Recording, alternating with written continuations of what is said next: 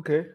Good morning, good afternoon, good evening. Wherever it is you are joining us from, thank you so much for taking time to join us today. This is Living LTV Live, and my name is Gbenga Adebayo. We're here today as we come every Friday, 3 p.m., as we have opportunity to discuss on various issues. If this is your very first time of joining us, thank you so much for taking time to join us.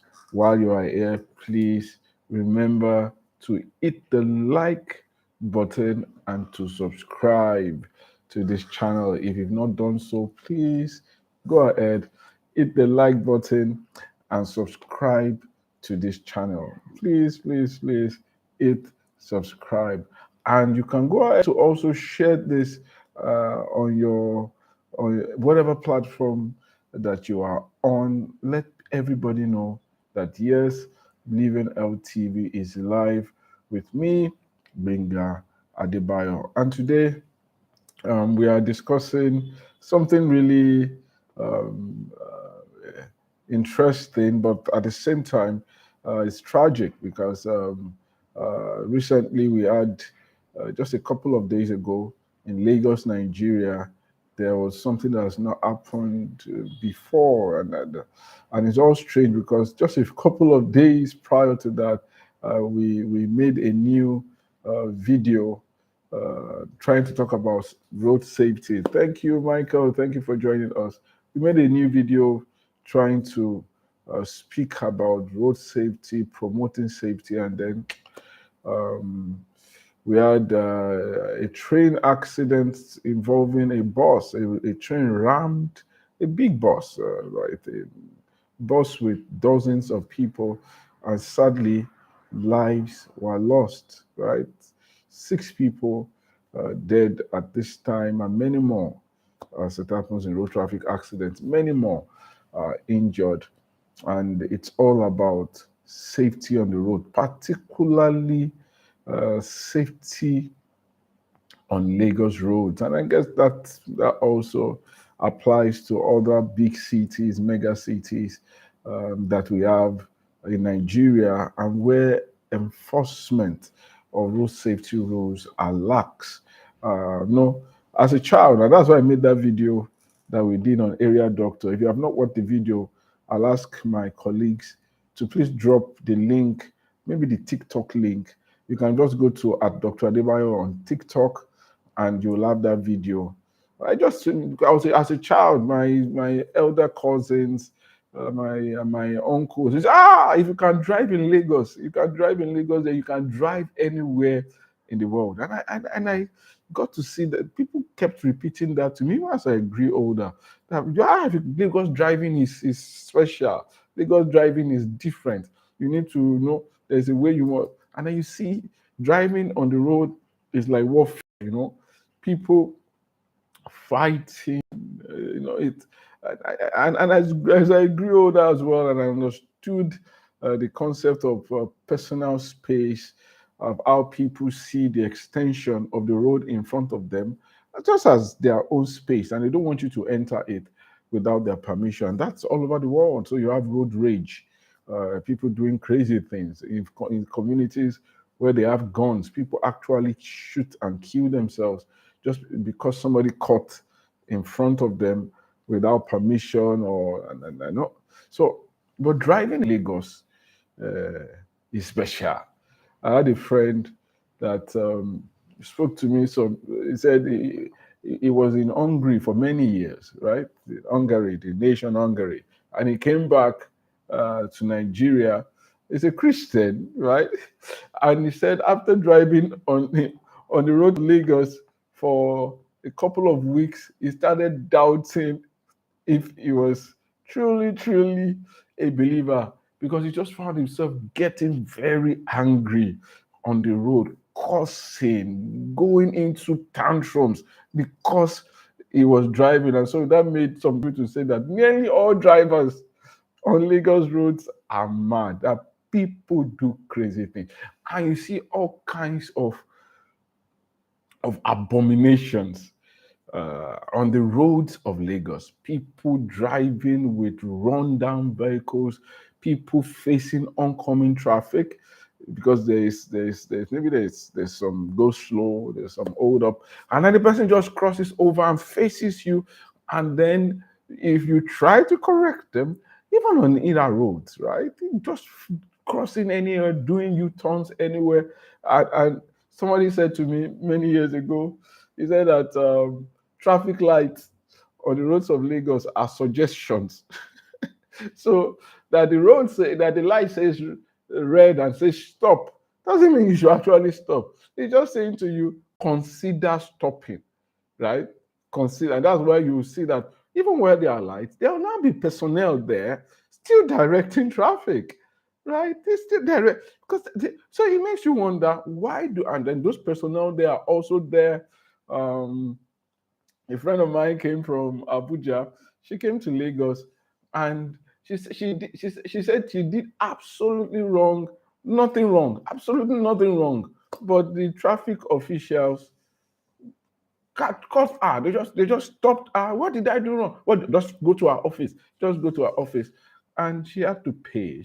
What did I do wrong? They said you didn't move forward. They just gave her one, according to her, they gave her one funny reason. And I know that they stand at the light sometimes, even when the light has not changed, um, or just when it's about still on yellow, not turned to red, because when it's still on amber, they still so driving in Lagos, and the sad thing about it, because when we made that video, the video, no, I think we'll also put it up on this YouTube channel, sure, maybe tomorrow. But it's on TikTok now. You can go check it out, and I'll advise you look out for me. Yes, thank you so much. That's the link there. Go there, watch that video. I'm new to TikTok.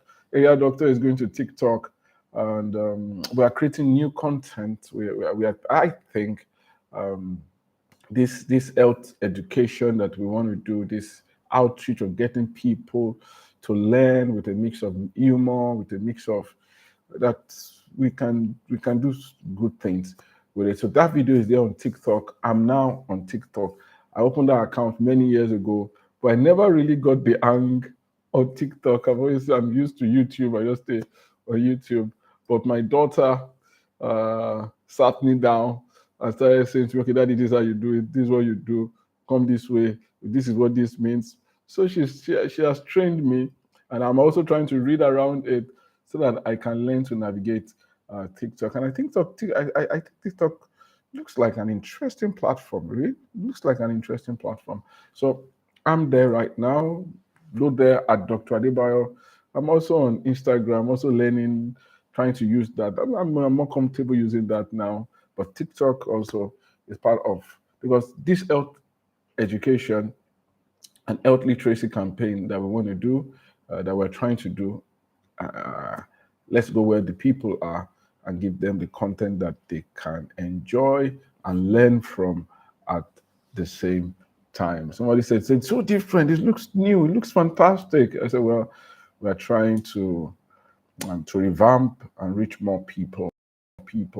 We've been doing this for over almost 10 years now, but we've not been doing it, so we can do it better. We can do it better. So we'll try to do it better." So driving on Lagos roads, it's not just funny, because, and that was it for me, because we made a video, shot it weeks back, got it edited, got it out, posted it, and the very next day, and a sort of accident has never happened before happens, right? And it's about the inconsideration of the things that happen. There's the belief that the BRT buses, that's the bus rapid transit buses operated by the Lagos State government. This was actually a staff bus of the Lagos State government, because when you are in a big bus, an articulated, massive bus, and there's this tendency for you want to bully other road users, and BRT buses have the reputation, either rightly or wrongly, they have a reputation that they do not, because they are used to having a lane of their own. If you're in Lagos, they have their own lanes, they don't get to share it. So they're used to just having their way, going fast with that consideration. And then you take that on it, because I can't. They read a report earlier today in the newspapers, and survivors of that accident were saying, today to the driver, stop, stop, stop. But the man refused to stop, thinking he would beat the train. So many things. There are many factors that we consider when we talk about road safety. You have the driver factors, you have the environmental factors, we have the instrumental factors.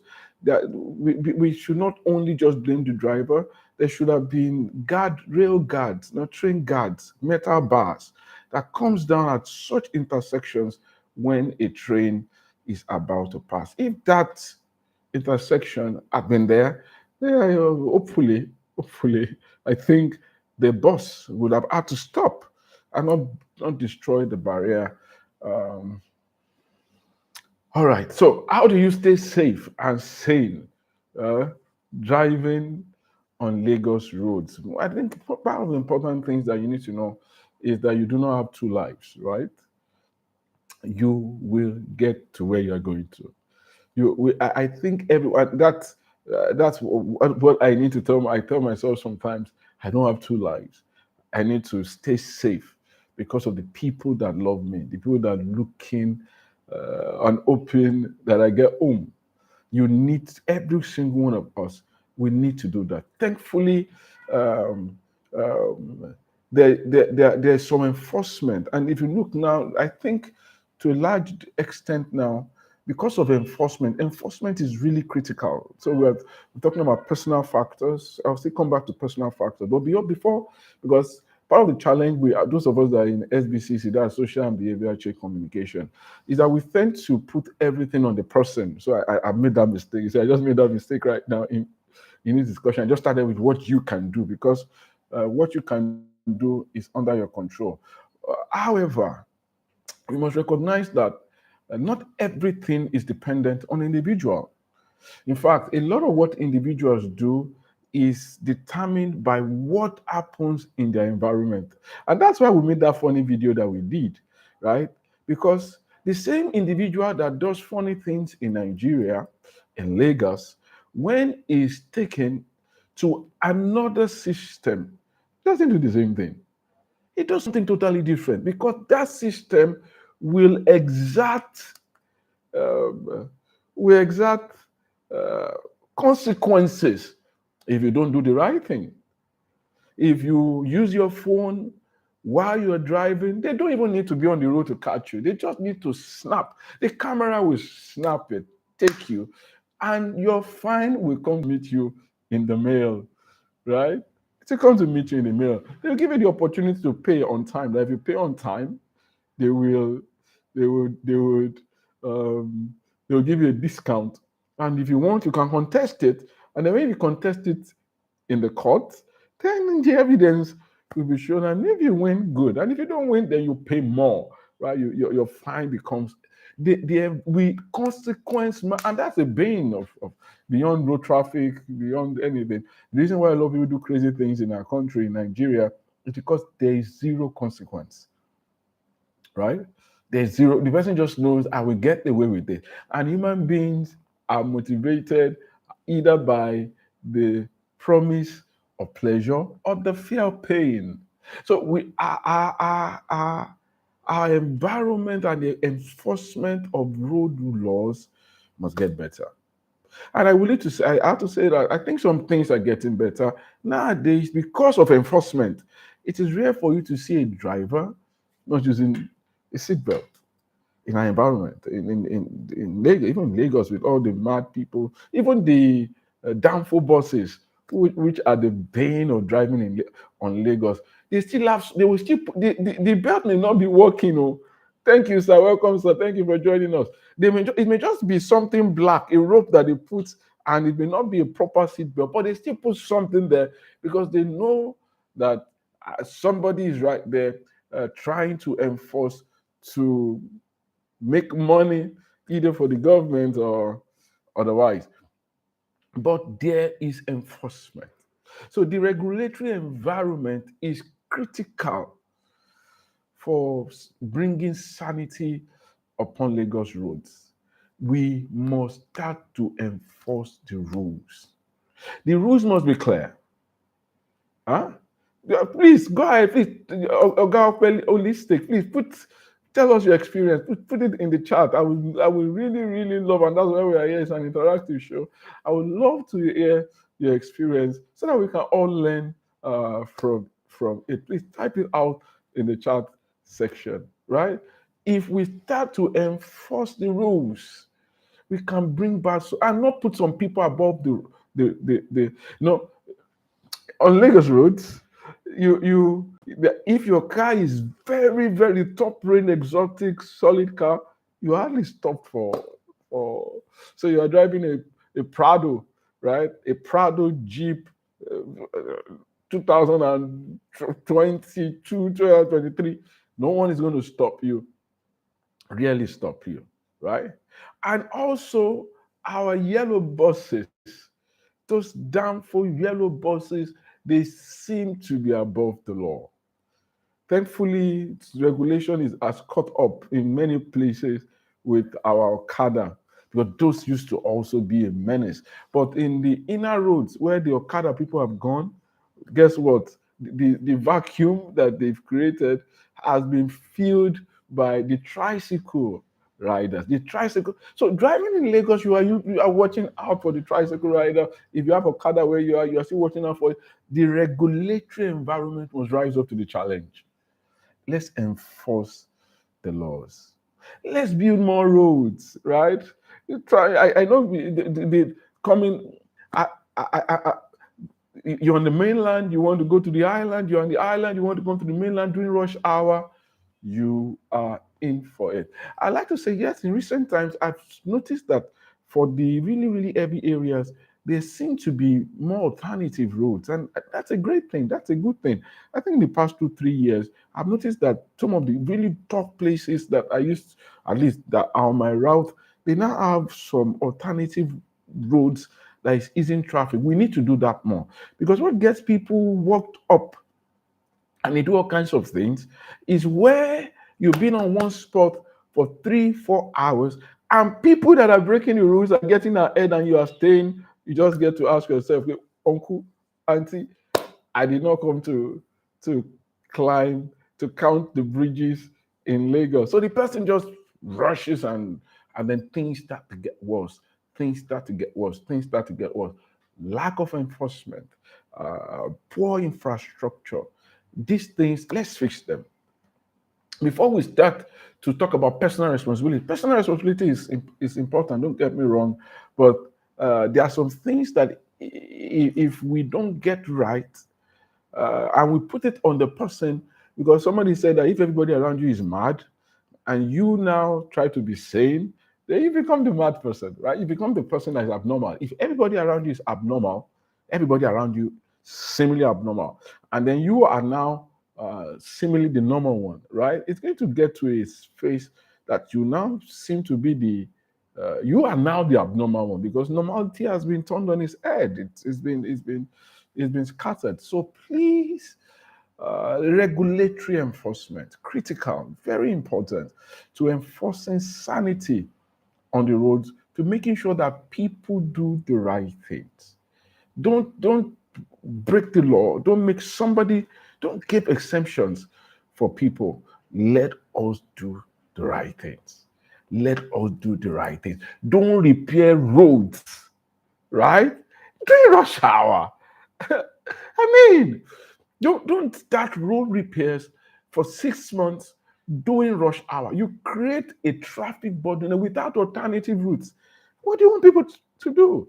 You make it hellish, a driving experience that is hellish for people. So I'll start with the regulatory environment and enforcement of the rules and the laws that we have. This will help us to do the right thing, right? And then, of course, we now go to personal responsibility, right? Personal responsibility is important, right?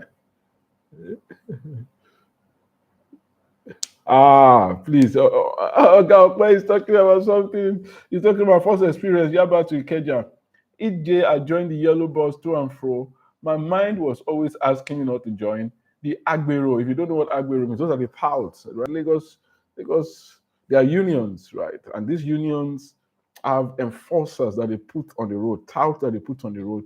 They can make public transport experience really hellish for people. That's I don't want to go into all that. Let's enforce the rules. You shouldn't stop, fight, and break people's mirrors so that they can give you their fees. Very powerful people. I have enough way of stopping those vans. I guess that's what they say. Yes, they can break, they can fight, and at the time they were getting under control, but that's no longer the case right now. So politics of it, the finances of it. Somebody did a calculation of how much the union that collect this money through this touts, how much they make per annum. They are richer than some African states, some African countries. The money that they generate, they are richer than some states in Nigeria. Right, the money that they generate in fees, because you pay those fees in the morning, you pay them in the afternoon, you have all sorts of fees, loading fee, management, and you pay it every day. Sometimes 2-3 times a day. You have the one of morning, you have the one of the afternoon, you have the one of night, and of course, who ultimately pays these fees is because but we're not even talking about that. We're talking about and so those people, and that informs, I guess, probably informs why they drive the way they drive, because they want to make back that money that they have given, all that on ticket on receipted money. They have to make it back, and so they drive and then they bash and destroy people's vehicles. Right. So personal responsibility, very important. So you are there, you are driving. I, myself, every one of us down the road. Please, let's stay safe. Use your seatbelt as you drive. Like we say, and it's sad. Road traffic accidents are the leading cause of death and morbidity among people in the productive age group, right? People that contribute to the economy, right? So people that go to work, vibrant, leading cause of death is where. So when we talk about cancer, when we talk about those ones, they kill more people. Yes, certainly they kill more people, but they kill people at the extremes of life. But those people that are vibrant, young, that should be contributing to life, and while they are still in their prime, the leading cause of death among these people, road traffic accidents. So it's one of the top leading cause of death globally, right? I think it's in the top 10 all over the world. It goes to number 4, 5.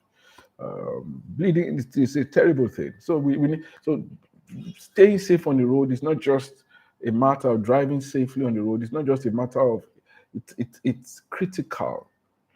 So, and for anybody that died, for every one person that dies, like a pyramid, you have scores more under, dozens more under that live with disability and maiming. So people that, even if you have a fracture and you're off the circle for 6 months, that's bad. That's bad. So safe, number one, regulatory environment, very important. Number two, safety. Second last year experience, realistic, from Mushin to Obalinde to and fro for 4 years on several occasions. The drivers left us in the bus on the third main line. That's the longest bridge in this environment. Even I think it's one of the longest bridges in sub-Saharan Africa, because some passengers slightly offended. That's lack of rules, you know. Why would they drive on third mainland bridge? And there are all kinds of security implications to being left alone. A driver leaving people alone. Sorry, Oga, but that's a bad experience. That's a terrible, terrible experience. So what do we think about that? It's rules and enforcement. Rules and enforcement. A lot of these vehicles, these public transporters, they even overload. Yeah, in interstate, good. At least the way I knew it some years ago, the interstate, the Federal Road Safety Commission, which have done some good job bringing some sanity to the roads when they do it, compared to how it was years, they reduce the number of passengers that could be carried, so that it can confirm with You don't overweight, you don't overload a vehicle. I think we need to extend that also to states, even to tricycles. They overload, right? They carry 2 people in front, 3 people at the back. What you're meant to carry 3 people, max 2 people, but they just overload, just to make all the money that they paid in fees and to make all. But if we stay safe, and every single one of us, please let's not keep quiet when wrong is being done. I know there's a incentive not to show your head, right? You don't want to be the one, but let's speak out safely, right? Safely. Let's learn to speak out when we see wrong being done. When we see wrong being done. I wish somebody has spoken more forcefully. Maybe not at that particular incident. That driver was just used to having his way, because they're just, and the management, the people, that you know that there are consequences when you do wrong. Consequences. I cannot stress it enough. We need to start to ensure that whenever people do wrong, they face consequences. Consequences. So let's learn to drive properly. Let's calm down as we drive on the road. It's not going to pass. This gamification, there's a gamification of driving where you feel you want to have one up over everyone on the road. You want to take over the lane. And when you take over his lane, then you feel good with yourself. Say, yes, he has done it. And then you that they took it over from, you start to feel bad. I'm going to take it back. I'm going to tell you. And in the bit of that, people, like their senses. They take leave of their senses and they bash each other's cars. I've seen videos, even all over the world, people, but because you feel violated that somebody has taken something that belongs to you. Let's calm down. Let's calm down. Huh? Let's stay safe on the road. A regulatory environment is critical. Personal responsibility also comes in. As we drive on the road, let's stay safe. Let's be considerate one of another. Let's love. You don't know who the person that you're driving is. It could be your relative, it could be your friend. And if it's not your relative, it's not your friend, it's somebody's relative, it's somebody's loved one. Let's calm down. Let's be gentler with ourselves as we drive. So that you'll be one of the people that are sane on the road. I think I'm trying to be one of the people that are sane. If we become more that are sane driving on the road, then our roads will be safer. Right? So today it's just okay. Okay. Somebody's giving Gakpo is giving us suggestion. He said suggested way forward, ensure digitization of biodata of all drivers and conductors with barcodes on their vehicles.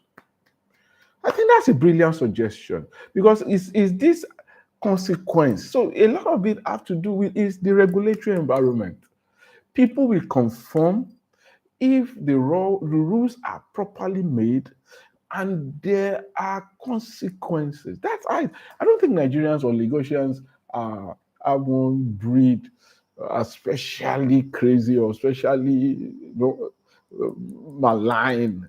It's just the environment, because that same person that doesn't conform, when he goes somewhere else, he doesn't conform, then he gets on the road, of course. So they are forced to conform. And he's giving a suggestion of something to do with our public transportation, biodata, digitization, barcode, so that if you err, you are caught, you pay the consequences. All over the world, road offenses is one of the ways governments used to fill their coffers. And some do it, albeit very unfairly. Even I read reports in the UK where some councils, some local governments, we'll call them, but they are councils over there. Some councils, a significant portion of the budget of some councils is from ticket infractions, parking, wrongful parking, over speeding, vehicle malfunction, brake light, not light, so people conform. It can tilt over. You should not impoverish people and make unfair rules. I read somewhere of two councils in the UK where both of them designated their own ends of the road to be one way, just to catch people and make money. That's wrong. We don't want that, right? That doesn't make sense. But let's where there are infractions, let people pay consequences. Beautiful suggestion. Oga, thank you so much for joining us. So we spent our 30 minutes today, and it's been an interesting discussion. I'm grateful for Ope Holistic for joining us and for his brilliant contribution way forward. And then, so a lot of it has to do with the regulatory environment. If we get the regulatory environment right, with education and re-education, it took a lot of education and re-education for people to start to use their seatbelt, and then enforcement came in, and we got it, I think, to a large extent. The usage of seatbelts on our roads is very, very, very high. And it was a proper mix, right? Enlightenment, education, followed by enforcement. And now if I drive, if I even if my car makes noise, but I feel incomplete if I don't use my seatbelt. I feel naked because I was used to it, right? They made it, and and of course I also now know that seatbelt save lives, right? Seatbelt save lives. Seatbelt can save your life. I've not been in a crash, right? But I know seatbelt save lives, can save lives. Right. Thank you so much, everybody. Beautiful discussion today. We'll see us again next week, um, Friday, 3 p.m. by the grace of God.